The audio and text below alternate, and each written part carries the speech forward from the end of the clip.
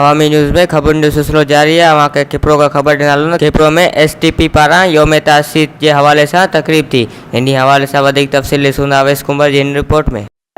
सिंध तरक्की पसंद पार्टी खिपरो पारां 27 योमी तासीस के हवाले से तालके ऑफिस खिपरो में केक काटियो हुयो, जैमें हुसैन तुर्क, अवेश रोंझो ऐं ॿियनि शिरकत कई। मादरे वतन योम तासीर जो 27 साल थी चुकियो आहे पार्टी जो। उन जो माना असां योम तासीर मल्हायूं पिया ऐं हिन सिंधी क़ौम सां वचन आहे ऐं सिंधी जेका हर पार्टी जेका आहे असां करप्शन में वरितल आहे ऐं वाहिद पार्टी सिंध तरक्की पसंद पार्टी जेका करप्शन में कान्हे ऐं क़ौम ऐं सिंधी जे सिंध जे वकाल आहे।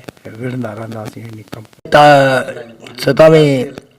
27 तासीर आहे ऐं असां माशाल्लाह इन ईद जे ॾींहं वांगुरु मल्हाए रहिया आहियूं ऐं असांखे वॾी ख़ुशी आहे 27 योम तासीर हिन खिपरो तालुके में असीं मल्हाए रहिया आहियूं। दोस्तनि साथियुनि सभिनि सां गॾु इंशाल्लाह असांजो वचन आहे सिंध तरक्की पसंद पार्टी सां जेसिताईं असांजे सिंधी में सिर में साह आहे, जेसिताईं धड़ में दम आहे, तेसिताईं सिंध तरक्की पसंद पार्टी सां गॾु आहियूं।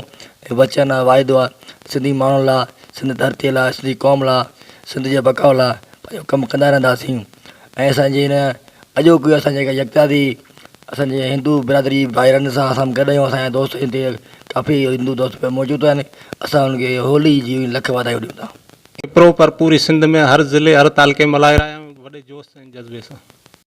STP जे 27 योम तासीस जे हवाले सां थियल तकरीब में शरीक अॻुवाननि ऐं कारकुननि जो चवण त STP वाहिद पार्टी आहे जेका करप्शन खां पाक आहे ऐं उन्हनि जो चवण त उन्हनि जो जीअण मरण पार्टी सां आहे।